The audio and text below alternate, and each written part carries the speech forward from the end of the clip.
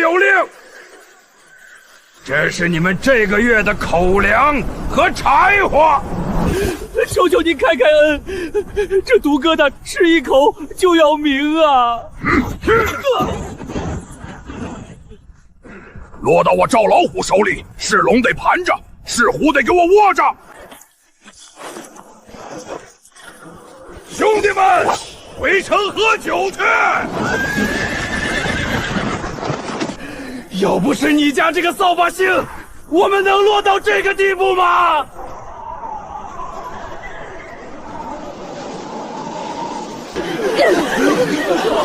苏安，你还有脸笑？你赔我的命了！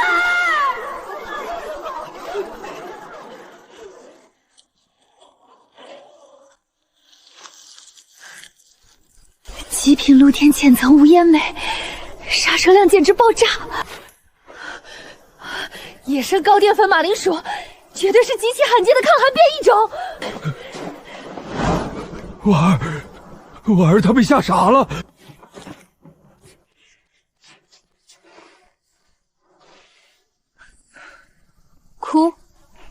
哭能产热吗？眼泪流出来3秒钟就能把你们的眼皮冻在眼眶上，懂不懂常识？爹，别嚎了，留点体力。这特么是天然的烧烤局啊！烧烤局。不想被冻死的，现在立刻马上去把那堆煤给我搬过来，然后去那边的背风坡。你让我们去搬黑鬼石？你疯了！那是毒石，沾了阴气的，烧了会死人。以你大爷的气，那叫煤炭。烧死人的不是石头，是在密闭空间燃烧不充分产生的一氧化碳中毒。一帮9年义务教育都没接受过的古代文盲，哪来那么多废话？搬！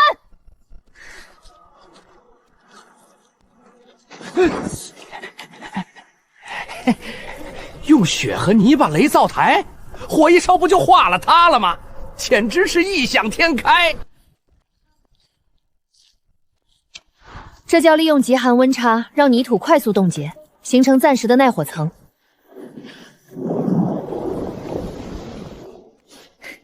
U 型排烟道，搞定。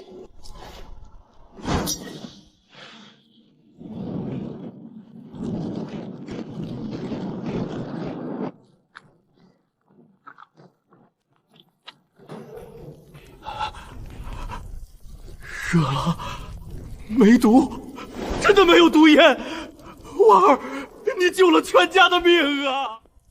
哼，不过是瞎猫碰上死耗子罢了，有什么好得意的？火有了，接下来是食材处理。这发青的毒疙瘩绝对不能吃，吃一口神仙难救。爹，放手，这是马铃薯。发青发芽处有龙葵素，有毒。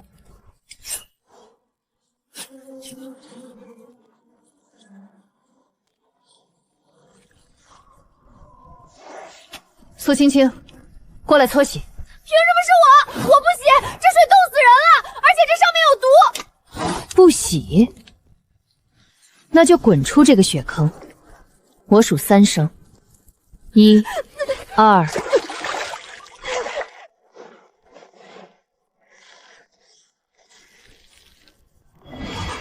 婉儿，快给二叔切一块解解馋，生吃也行啊！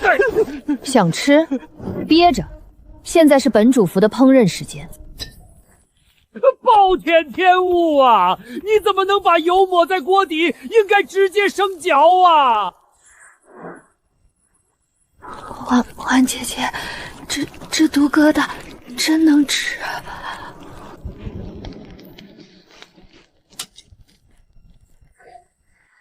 你不是说这土豆吃了会口吐白沫、肠穿肠了吗？外酥里嫩，虽然少了点辣椒面和孜然，但这铁板土豆片在零下30度里简直绝了！爹，吃一片。太好吃了！老夫这辈子在京城吃过那么多山珍海味，竟然都不如这一口毒疙瘩好吃。想吃可以去周围捡干柴，去挖雪水，负责洗碗。我们这里不养闲人。我洗，我干，婉儿，你给我留2片啊！求求你了。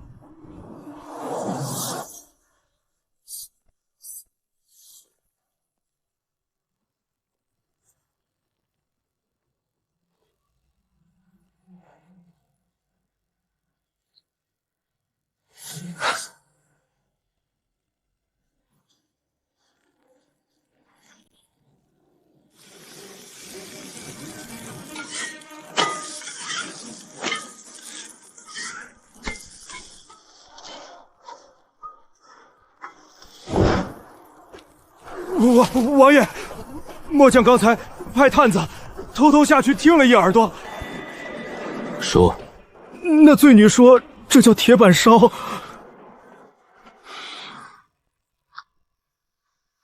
墙上的卖不卖辣椒面和银盐？1碗流油的铁板土豆换啦！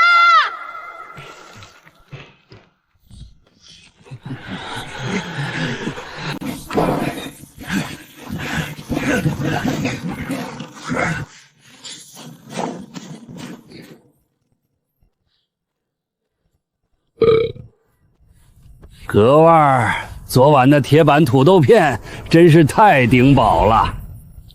哟，赵大人这么早带板车来，是来给我们送早饭的吗？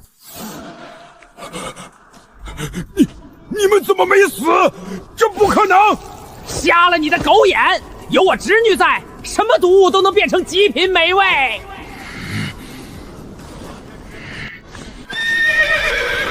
免去苏家死人谷之刑，全族发配火头军服役。火头军，行啊，包吃住就行。千金大小姐会切菜吗？咱们火头营不养废物。吃这种垃圾，没得坏睡病简直是奇迹。有本事你变出肉来啊！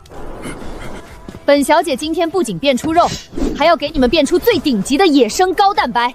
钓鱼？你今天要是能从这冰窟窿里钓出1条鱼，老子把这砧板吃了。好啊，备好你的牙口。冰下缺氧，气压差是关键。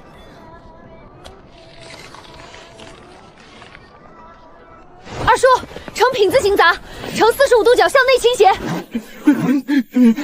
装神弄鬼，我就看你们怎么把鱼骗上来。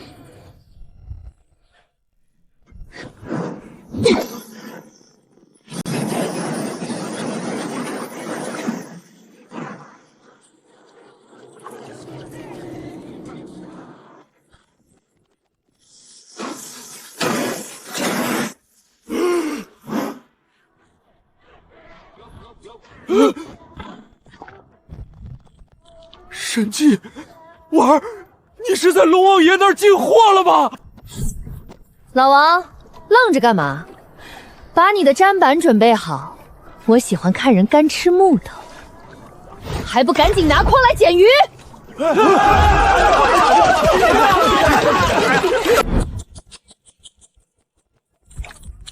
苏姑奶奶，您悠着点切，别伤了您这双神手，我给您捶捶背。滚一边去，别挡光！老王，烧锅，下猪油。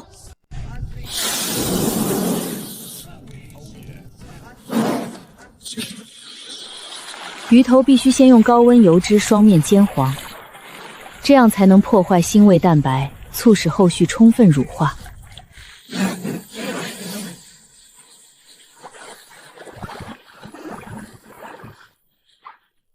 北荒特产雪莲果提鲜，还有野生高年份寒地参，给你们这群营养不良的古代人补补身子。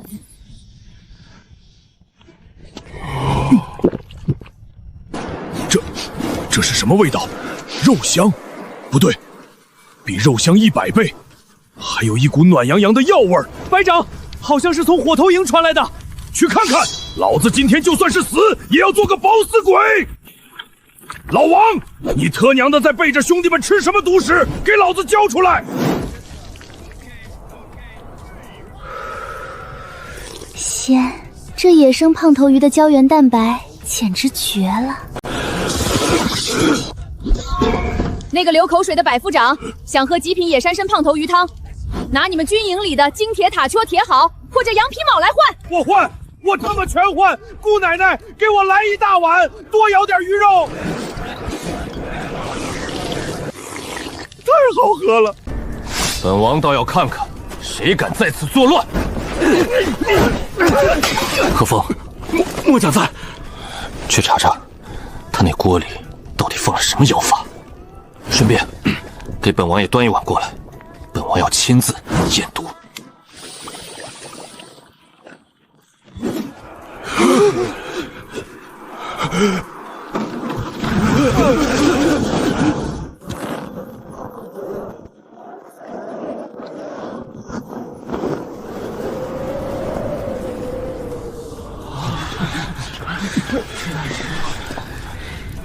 身高188左右，肩宽背阔，肌肉密度极高，就是这脸色太白了，典型的长期碳水摄入不足导致的低血糖和气血两亏。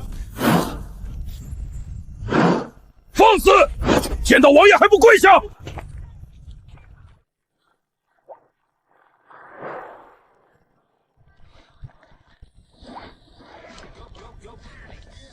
纠正一下，那叫无烟梅和野生马铃薯，不是什么鬼不鬼毒不毒的。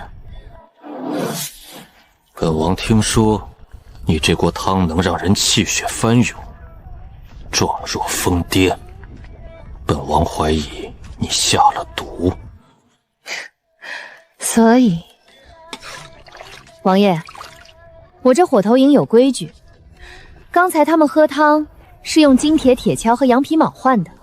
您堂堂镇北王要喝这碗头汤，不给点彩头，说不过好啊。有意思，在这北荒敢跟本王谈条件的女人，你是第一个。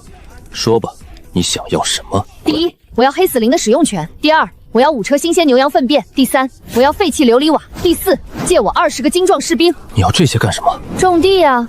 不种地，难道天天给你们变戏法钓鱼吗？坏城河底下的鱼再多，也经不住10万大军吃1个月的。种地？王爷，实在对不住，大雪封山，运粮的道断了。这最后批陈粮还得涨价，3倍市价，少1个铜板，您这10万大军明天就得啃树皮了。钱老板，3倍市价，你是在发国难财？在商言商，您要是嫌贵，大可以不买嘛。至于这位口出狂言的罪女，在北荒冻土上种地，简直是滑天下之大稽！你知不知道地底下1米全是冻得跟生铁一样的冰土？你要是能种出哪怕1片绿叶菜，老子今天就把黑死林的冻土生吞了。这可是你说的，钱老板，光吃土多没意思，敢不敢跟我赌一把？就赌1个月，如果我种出了反季蔬菜，你手里囤积的所有粮食连本带利全部无偿捐给镇北军。好，但如果你种不出来呢？条命，外加野山参胖头鱼汤秘方，全部归你。一言为定，王爷作证，1个月后我倒要看看你怎么死。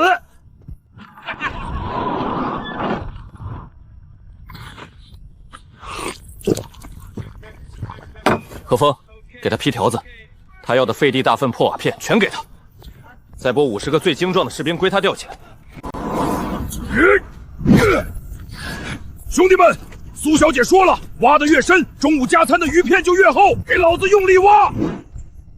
这地冻得跟石头一样，到底要挖多深啊？继续往下，必须突破2米的洞体层。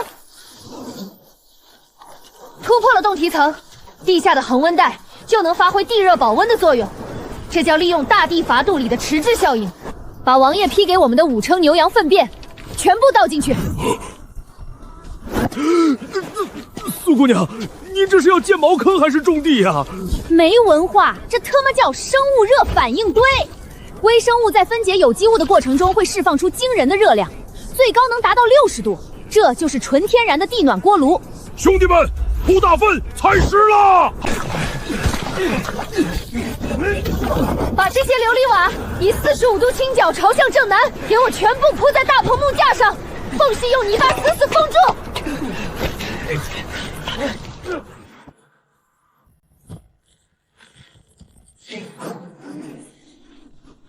我操！这土棚子里怎么这么热？我感觉像是在泡澡堂子。棚内温度零上25度，湿度70%，发酵床工作状态完美。种下去，记住，间距要宽，长出来的东西会大的吓死你们。王爷，1月之期已到，那苏家罪女要是种不出活的蔬菜，她的命连同那张秘方可就归草民了。钱金宝，你不要欺人太甚！你找死！吵什么吵？大清早的，让不让人睡觉了？哼！王爷，带上你的人，跟我走一趟黑死林吧。见证奇迹的时刻到了。这他娘的明明是个大坟包！你把种子埋在这冻土里，是想让他们在地下成仙吗？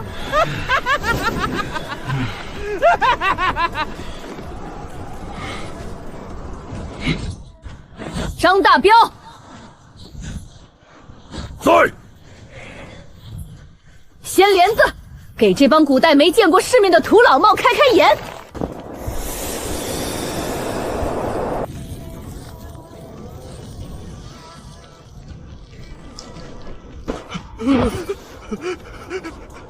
有菜吃了，苏姑娘是神仙下凡了。钱老板，现在张嘴吃土吧，吃吧，这黑死林的土可是极品黑干土，营养丰富的很呢。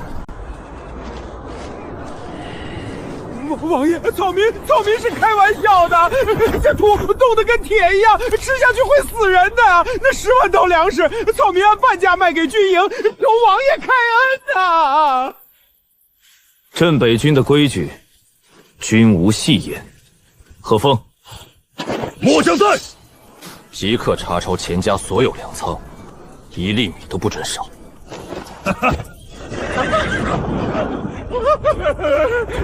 王爷，你不能明抢啊！我背后可是京城户部尚书啊！太吵了，他既然不想自己吃，你们帮帮他。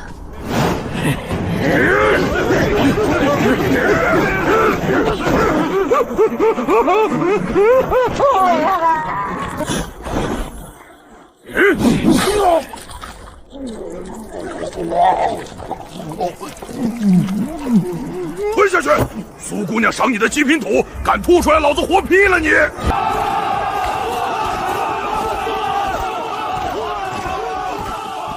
你到底是怎么做到的？1个月前，这里还是一片冻土。基本的热力学加上温室效应罢了。用牛羊粪便发酵产生底火，再用琉璃瓦形成阳光的单向热辐射通道，只要隔离了外界冷空气，这里的土壤温度就能保持在0上20度。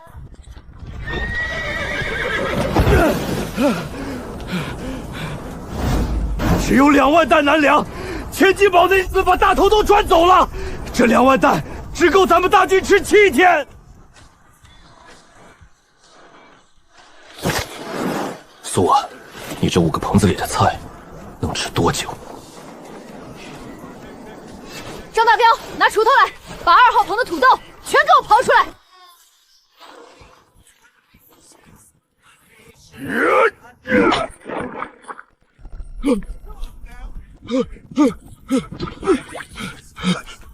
我操！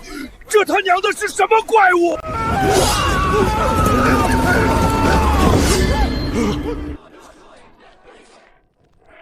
王爷，接好了。大前江南水星最上等的良田，亩产麦子也不过300斤啊！这东西1亩地能产多少？如果扩大规模，亩产6000到8000斤不是问题。贺峰抄回来的粮只够吃7天，而这7天就是我们逆天改命的时间。王爷，10万大军的兵权，敢不敢借我7天？只要能让大军活下去，这10万将士，这7天，全凭你一人调遣。违令者斩！张大彪，去把所有棚子里的土豆全部挖出来，切块拌炒木灰。我要在3天内把种子扩充到极限。贺峰，你带5000骑兵去把方圆50里内所有的部落和牧民的牛粪、羊粪、马粪全部给我拉回来。5座大棚救不了10万人，我要在这黑死林里建整整1000座温室大棚。1000座？你哪来那么多琉璃瓦？哪来那么多热量？王爷，我今天让你见识一下，什么叫集中供暖，什么叫人造天火。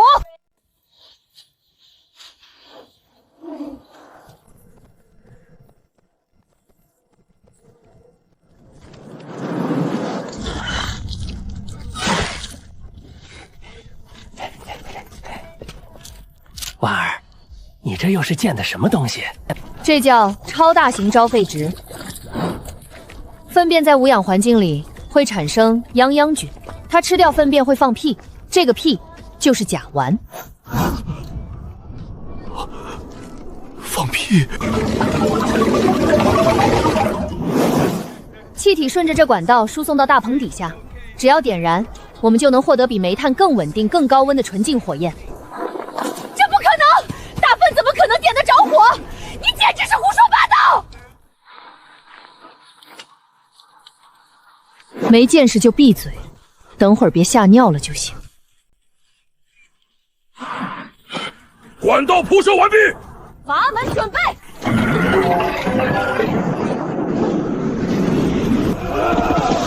火，蓝色的火，没有煤炭，竟然喷出了火，这是神迹啊！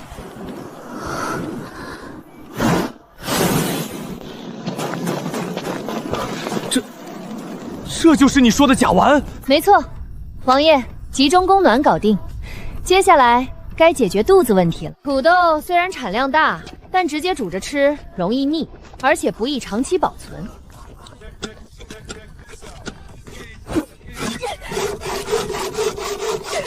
大姐，我手都快破了。把擦出来的土豆水用纱布过滤，沉淀出来的白色粉末就是纯粹的淀粉。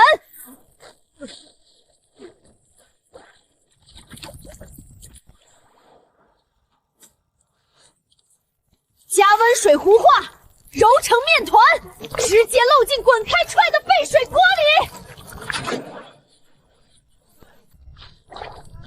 这叫红薯土豆粉条，只要晒干了，放1年都不会坏。老王，起锅，烧猪油。加火，倒油，把腌制的酸菜全倒进去，炒出酸香味儿。最后加沸水，下粉条。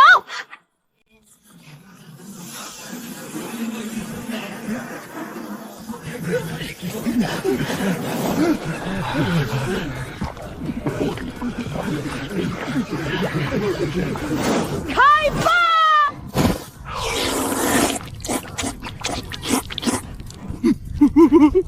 太好吃了，好吃的我想死啊！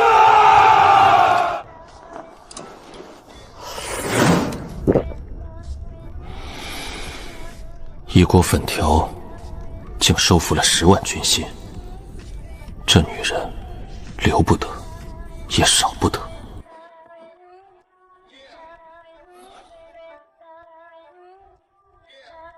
何风，去把她请过来。记住，是请。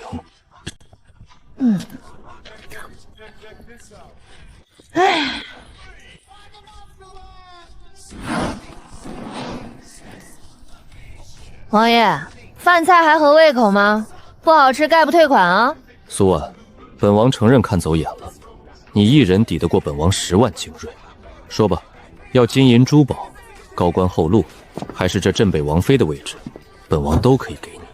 王爷，格局小了，我不要官位，不当王妃，我要北荒所有的开发权，金铁矿优先购买权，还要你10万大军农闲时脱下铠甲，给我开荒、销路、挖大粪。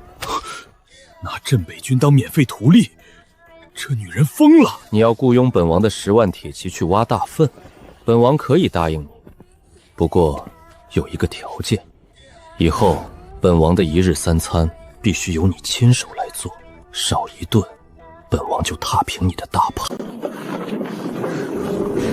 温度到了。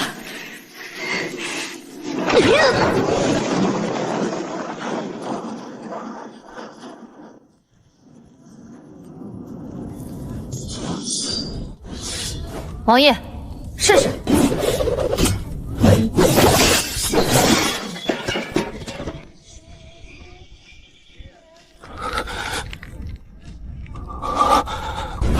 小铁如女，这竟然是真的，这简直是神兵啊！苏婉，你到底是从哪里来的妖孽？我说了，这是科学，钢也练出来了，饭也吃饱了。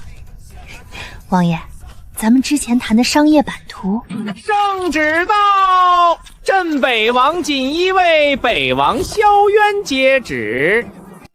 臣萧渊接旨。奉天承运皇帝诏曰：闻北荒天降祥瑞，有罪臣之女苏婉身怀妖异之术，竟能于冰雪中生出绿雾。此等秘术关乎大前江山社稗，理待收归国有。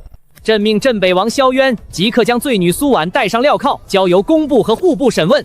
若敢抗旨不遵，即视为谋反，钦此。完了，这是要逼死我们全家呀！还不快快领旨谢恩！来人呐，把那个叫苏婉的给我拿下！王爷，你要干什么？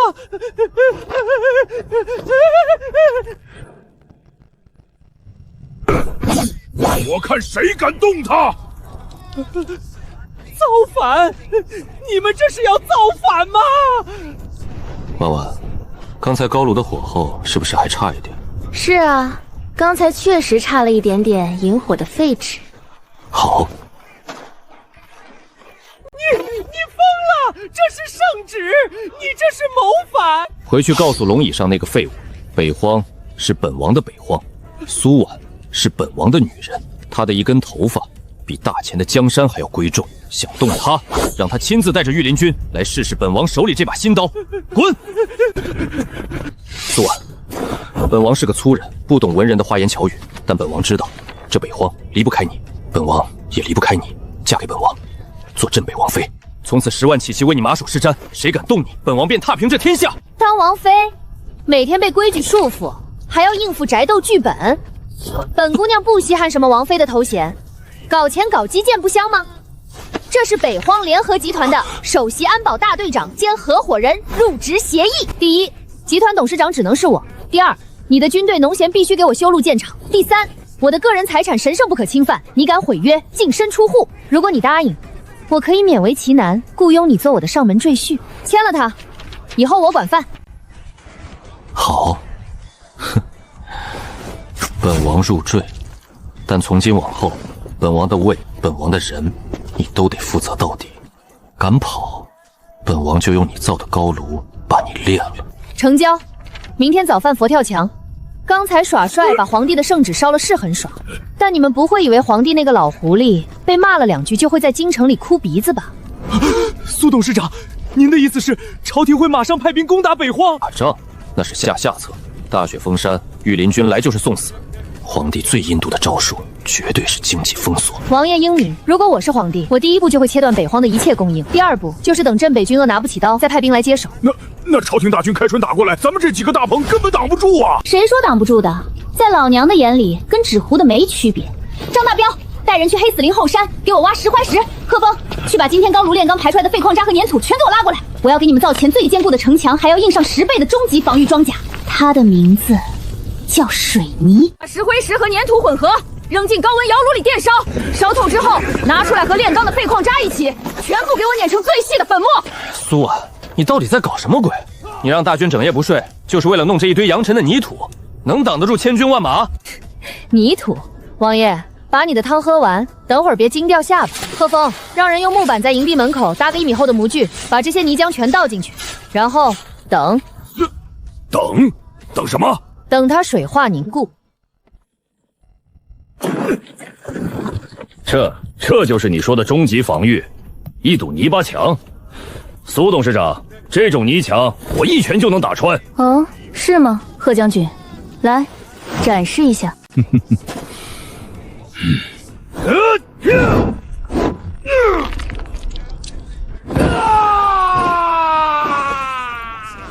我操！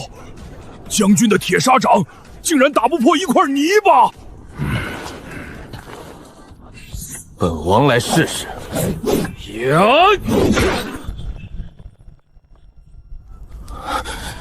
这到底是什么石头？怎么比晶铁还要硬？这叫硅酸盐水泥混凝土，水花反应形成极其致密的晶体结构。只要有这种泥浆，我们就不需要再去开山凿石头建城墙。从今天起，北荒全面进入1级战备基建状态。张大彪带3万人给我浇筑一条高10米、厚5米的纯水泥防线。贺峰带2万人去铺路，用水泥铺。末将在。皇帝不是想封锁我们吗？等开春大雪融化，他派大军来的时候，他会绝望地发现，他面对的不再是一个饥阴寒交迫的北荒大营，而是一座拔地而起、刀枪不入的钢铁与水泥铸成的现代工业堡垒。快，岛楚队上，把里面的气泡全部给我打碎！要是墙体里留了空谋，冬天一动全得裂开！是董事长。婉儿啊，歇会儿吧。这墙已经修了10里地了，别说朝廷的兵马，就是天王老子来了也撞不开呀。10里地算什么？我的目标是把整个北荒边境全部用水泥封死。这可是10万免费的极品劳动力啊！每天只给他们吃3顿土豆粉条，就能爆发出这种恐怖的生产力。我不把他们压榨干，我都对不起我这董事长的头衔。大彪哥，你怎么了？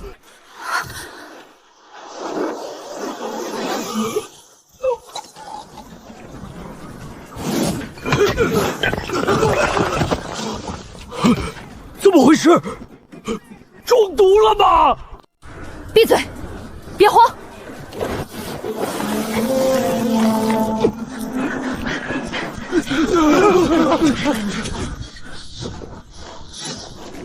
脉搏极其微弱，心率过速，肌肉出现严重的不自主痉挛。发生什么事了？王爷，出事了！不光是工地这边，大营里刚才也有几百个兄弟突然晕倒，御医看了，说是虚脱症。虚脱？他们每天吃着土豆炖肉，怎么会虚脱？是低钠血症。我问你们，火头营里的井眼是不是断供了？贺峰，怎么回事？本王不是让你派人去黑市高价收盐了吗？王爷，收不到啊！狗皇帝下达了3禁令，整个河南南干被御林军彻底封死，一只苍蝇都飞不过来。所有的黑市商人全被抄家灭族，谁敢卖给北荒，就是诛9族的死罪。为了不影响干活，末将只能每天往大锅饭里多倒点醋。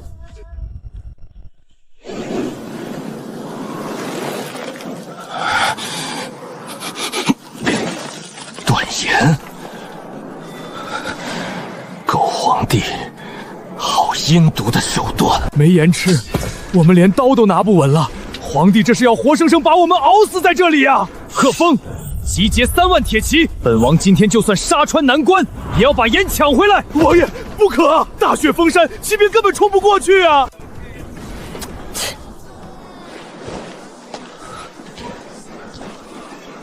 动不动就拔刀，你当你是古惑仔啊？不就是没盐吃吗？至于在这儿要死要活的？苏姑娘，这可不是开玩笑的啊！人3天不吃盐，连路都走不动。咱们10万人去哪儿弄那么多盐啊？去哪儿弄？距离大营不到50里，不是有一座全大前最大的露天盐矿吗？守着金山要饭吃，说的就是你们这群古代文盲。婉儿，你疯了！那个方向只有百鬼湖啊！那里方圆百里寸草不生，湖水剧毒无比，当地人称那里的石头为鬼盐，碰都不能碰。你要让大军去吃毒药？我说你们是文盲，你们还真是一点都不谦虚。湖水发白，寸草不生，是因为那是一个极高浓度的内陆盐碱湖。那是因为湖水里除了上食盐，还有氯化镁、氯化钡等重金属杂质。镁盐极苦，败盐直接吃会死人。那你说这些有什么用？既然有毒，还怎么吃？只要把毒素分离出去，剩下的不就是极品净盐吗？王爷，准备100口大锅，5000斤神回灰，1万斤草木灰。今天本董事长就给你们这帮土老炮表演一个，什么叫硬核化学提纯，点石成金。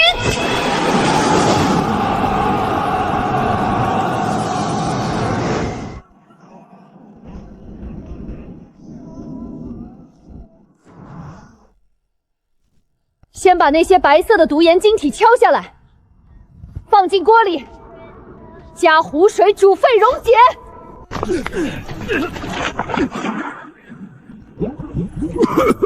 苏姑娘，这水熬出来都是黄褐色的，苦涩刺鼻，闻一下都头晕。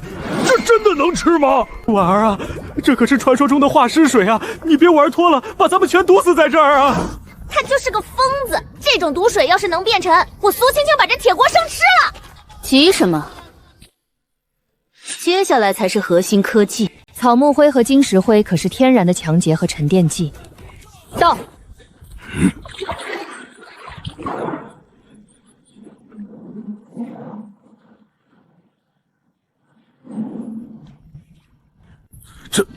这是怎么回事？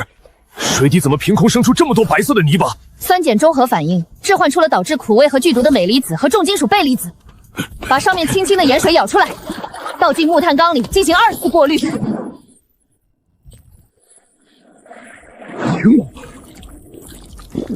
水变得像山泉一样清澈了，一点苦味都没有了。最后一步，大火收汁，蒸发结晶。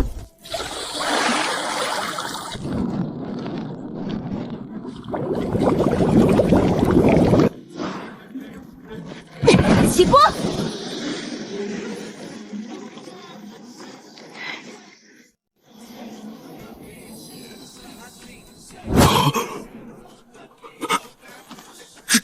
这是盐。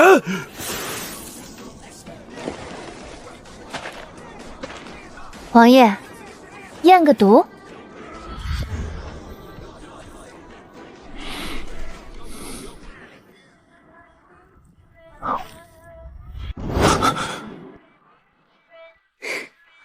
如何？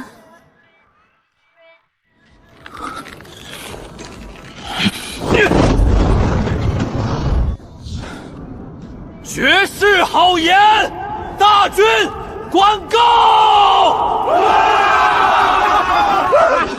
有盐了，我们不用受制于人了！董事长万岁！咸的，真的是咸的！老子终于活过来了！完了，连毒壶都能变成金山，这女人到底是人是鬼啊？婉婉，你不仅救了10万大军的命，你还给北荒找到了一条生生不息的财路。格局打开点儿，我的赘婿，这只是一步闲棋。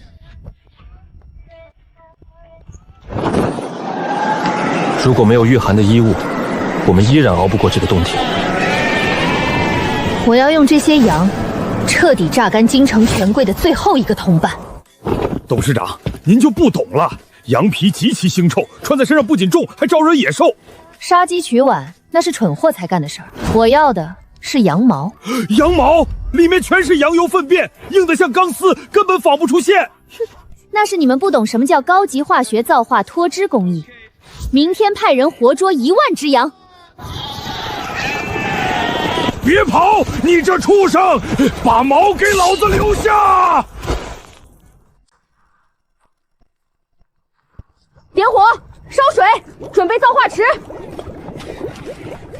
苏姑娘，您这是要炸油条吗？炸你个头！把凉碱水倒进热油锅里，快！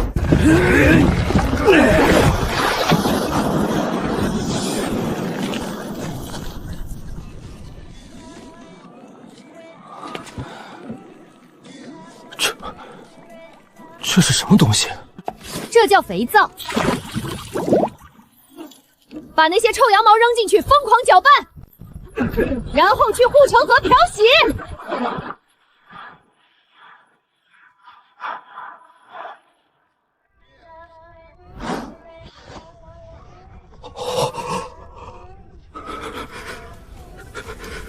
这比江南进贡给皇上的上等棉花还要软和100倍啊！还没完呢，苏伯安。在，董事长，属下在。看好了，这叫流水线，机械作业。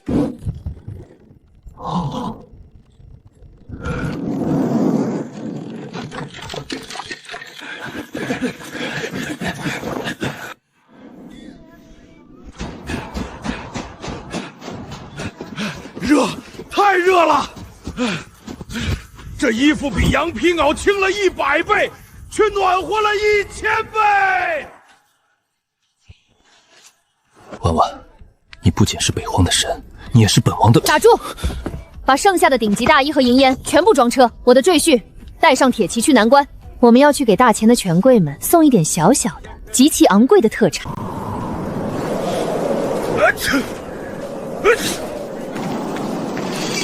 大将军，消消气儿，喝口热水御御寒吧。这他娘的是水还是泥汤子？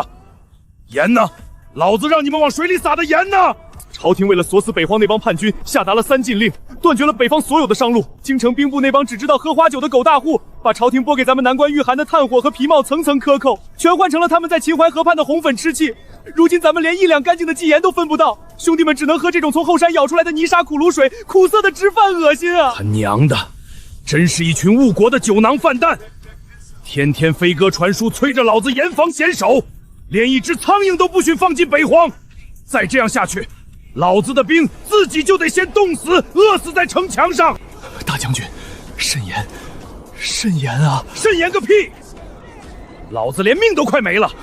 不过，咱们南关虽然挨冻挨饿，但北荒那帮刚刚撕了圣旨造反的镇北军，日子只会比咱们难过1万倍。朝廷早就给北荒断了江南的棉花和江南的官盐，萧渊手里那10万大军，如今既没有御寒的衣物，又没有盐巴，在这零下30度的北荒冰原上，他们就算再能打，不出10天也得成片的冻死。大将军英明，朝廷这坚壁清眼的手段确实毒辣，虽然把咱们自己也卡得半死，但确实能活活熬死镇北军啊！请进，敌袭！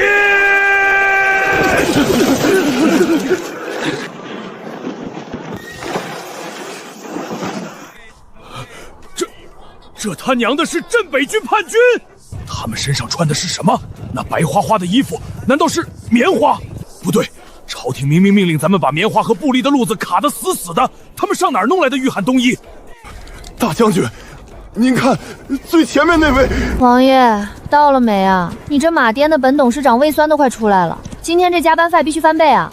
到了，本王的安保大队已经全员就位。董事长，接下来看你的了。行，安保队长表现不错，今天中午给你加一个大鸡腿。城墙上的文盲们，都给我听好了！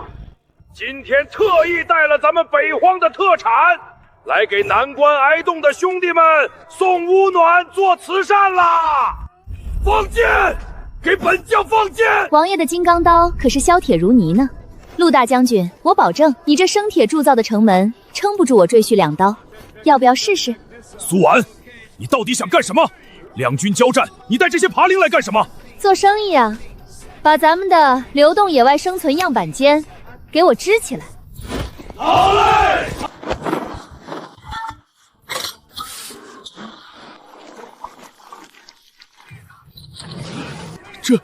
这是什么味道？怎么这么香？王爷，别光顾着喂我，去给门口那几位被冻得像冰雕一样的客人上茶。好。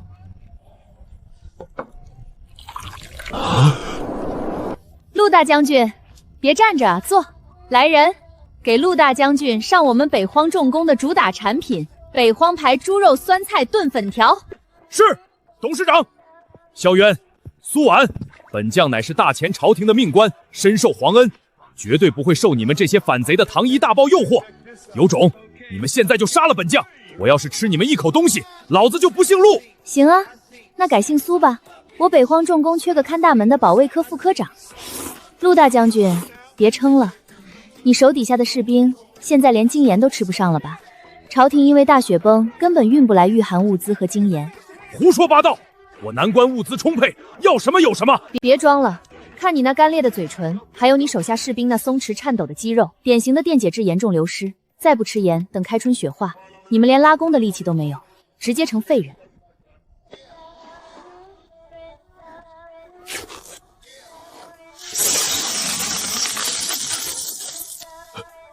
这是什么？白玉粉吗？白玉粉，长点脑子好不好？这是本董事长亲自从百鬼湖里提存出来的极品雪花精盐。百鬼湖，那是毒湖，是化尸水。你居然拿毒水熬盐，是想毒死本将吗？大将军，没文化真可怕。我之前解释过了，那只是半生了重金属杂质的碱糊。本董事长用草木灰中和生石灰沉淀重金属，再用活性炭2次过滤，最后结晶。这盐可比你们大前京城皇家特供的贡盐还要纯净10000倍。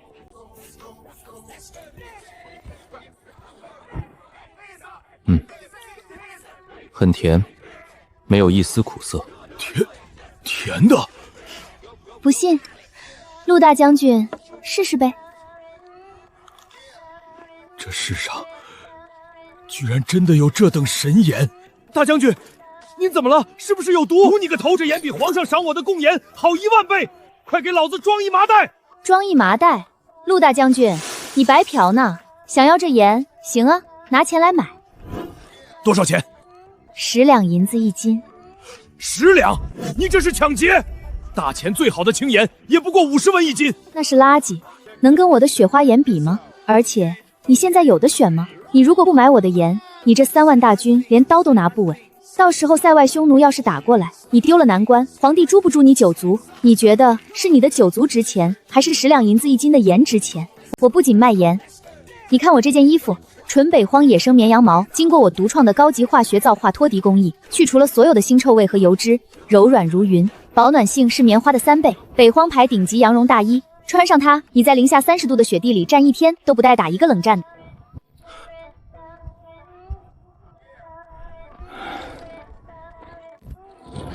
这简直是神仙穿的衣服啊！比本将那身陈铁铠甲轻了50斤，却暖和了100倍。大将军，这衣服也卖？卖，当然卖，一件只要100两银子，概不深账。100两？贵吗？陆大将军，你可以不买，但我保证，等会儿我把这些东西拉到南关城墙下，去卖给你手底下那些快要冻死的普通士兵。你说，他们是愿意为了朝廷那道虚无缥缈的封锁令，在雪地里被活活冻死，还是愿意拿手里的刀枪、金铁，甚至是关卡里的铜钱来换他们一条命？苏婉，你这是要瓦解我南关的军心啊！错了，大将军，我这不叫瓦解，我这叫北荒重工与农业联合集团南关分公司开业典礼。我知道你南关手里没那么多现银，本董事长也不稀罕你那点破铜钱。我要你关卡里堆积如山的金铁矿石，我要你库房里那些发了霉、你们不会用，但我会用的棉花和硝石。我还要你这3万守军每天轮班给我去黑死林外围开垦荒地、修路、建水泥大棚。如果你答应，以后南关的兄弟们不仅有吃不完的雪花盐，穿不完的羊绒衬衫，还有顿顿管饱的猪肉酸菜炖粉条。如果你不答应，本王的安保大队不介意现在就送大将军去京城见见皇上。陆大将军，想好了吗？这能去污的东西又是什么？这叫肥皂，送你们了，洗澡用的，用来洗去你们身上那股穷酸、无知，而且快要冻死的腐臭味。苏董事长，您看，本大将军这资质，能当个分公司的副总经理不？大将军，大你个头！还不快去把库房里的铁矿石全部给董事长拉过来！敢看董事长一眼，老子扒了你的皮！是。苏姑娘万岁！董事长，本大队长的安保工作，你可还满意？勉勉强强吧。明天给你升职，当北荒集团的保卫科总科长。只当科长，本王更想当董事长的枕边人。打住！不许办公室恋情，赶紧去干活，把陆雄那3万劳动力给我安排好了。开春之前，我要让南关和北荒之间的水泥路全部通车。是，董事长。快，把这车水泥倒进去！董事长说了，今天天黑前把这条10里长的国道铺完，晚上食堂加餐吃红烧肉。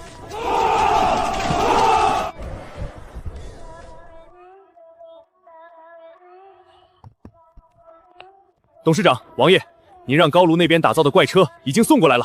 哦，组装好了，走，验货去。这是什么玩意儿？董事长，这车轮子怎么是铁包木的？而且车轱辘和车架子中间夹着的这几片弯曲的钢板是干啥用的？这叫多片钢板弹簧减震悬挂系统。大前的马车，车轴直接连着车厢，路面只要有一点坑洼，震动就会全部传导到车上，跑得稍微快点，拉的货物能被颠碎，人能被颠出脑震荡。所以我用高炉炼出来的金刚，打造了这些极具弹性的钢板，它们能吸收路面80%的冲击力。不仅如此，我在车轴里加入了用钢水浇筑打磨的简易滚珠轴承，虽然精度比不上现代工业，但在抹上猪油润滑后，摩擦力至少比你们大前的破木头车轴降低了5倍。听不懂？没关系，试驾一下就知道了。去挑10匹最壮的万马套上，拉5000斤生铁，去咱们刚修好的那段水泥路上跑一圈。5000斤？董事长，咱们大前最好的辎重车4匹马拉2000斤就是极限了，5000斤这车架子不得当场散架呀？让你去你就去，废什么话？是，兄弟，老天爷啊，这速度，这载重量，如果用来运兵和运粮，这天下谁还能挡得住镇北军的铁器？董事长，你这脑子到底是怎么长的？少拍马屁，物流系统解决了。贺峰，末将在。把咱们这半个月生产的5万件极品羊绒大衣，还有5万斤雪花银盐，全部装车，拉到南关的交易市场里去。给我把大前京城那帮狗大户的钱全部吸干。老爷息怒啊！废物！大雪封山全是一群废物！南方的棉商、北洋陈机、囤积居奇，价格已经翻了10倍了呀！府里的炭火也快烧光了，老夫人昨晚都冻得直咳嗽。本官难道不知道贵吗？皇上3令5声，坚壁清简，不准任何商队前往北荒通商，连带着整个北方的商路都断了。可是家里总得穿衣吃饭啊！现在别说棉衣了，连市面上的青盐都快断顿了。老爷大喜啊！什么大喜？诈尸了不成？不是，是前几天您派去南关边境黑市碰碰运气的商队回来了，他们带回来一批极其逆天的神物。哪能有什么神物？他们自己都没冬衣穿。这是什么料子？商队的人说这叫北荒特供极品羊绒衫，老爷您快穿上试试。这简直是神仙穿的衣服啊！那帮商队在哪儿弄来的？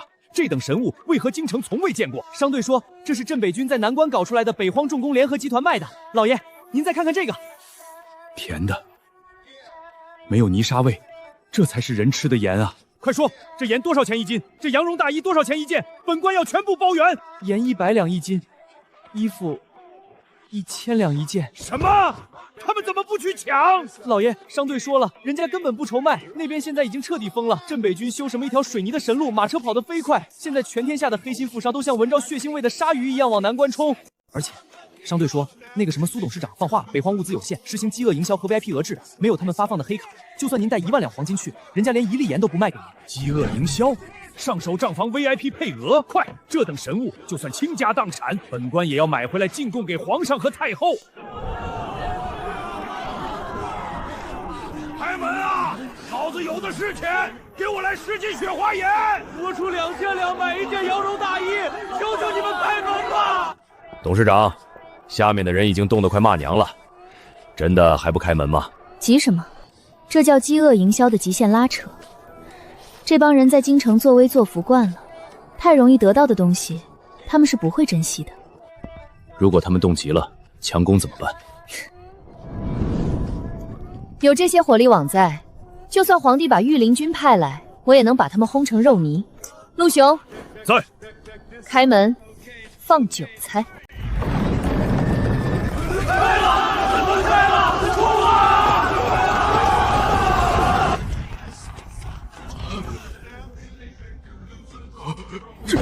镇北王，别怕，我们是正规企业，合法经营。今天是我们交易中心开业的第一天，为了感谢各位老板千里迢迢送钱来，我们决定举办一场小小的拍卖会。不废话，规矩羊绒大衣起拍价1000两白银，雪花精盐起拍价500两白银1斤，每次加价不得低于100两。你这是抢钱，大钱的王法何在？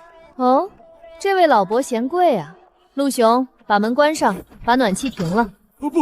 不要停暖气，我买还不行吗？早这样不就完了吗？那么拍卖现在开始，第一件北荒至尊版雪狐毛领羊绒大衣，起拍价1000两，1100两，1500两，2000两，这件衣服必须是老子的，谁敢跟我抢？5000两，赵某出5000两。董事长。疯了，他们全疯了！5000两买一件衣服，咱们这10万件衣服，岂不是能卖出5000万两白银？大钱国库1年的税收也才3000万两啊！没出息，这就疯了。等皇帝老儿发现他用来发军鸯的国库银子全跑到了咱们北荒的口袋里，他会不会气得当场中风？本王只知道，大钱的天下很快就要姓苏了。报，启禀王爷，董事长，我们在交易中心外围3里的雪地里抓到了几个鬼鬼祟祟的探子，他们身手极高，打伤了我们10几个兄弟。是皇帝的血滴子暗探。他们装备精良，手里还拿着飞爪和迷药。他们交代，皇帝根不相信南关会叛变，派他们来是想趁乱潜入大营，偷取水泥配方和熬盐秘术。如果不成就暗杀董事长。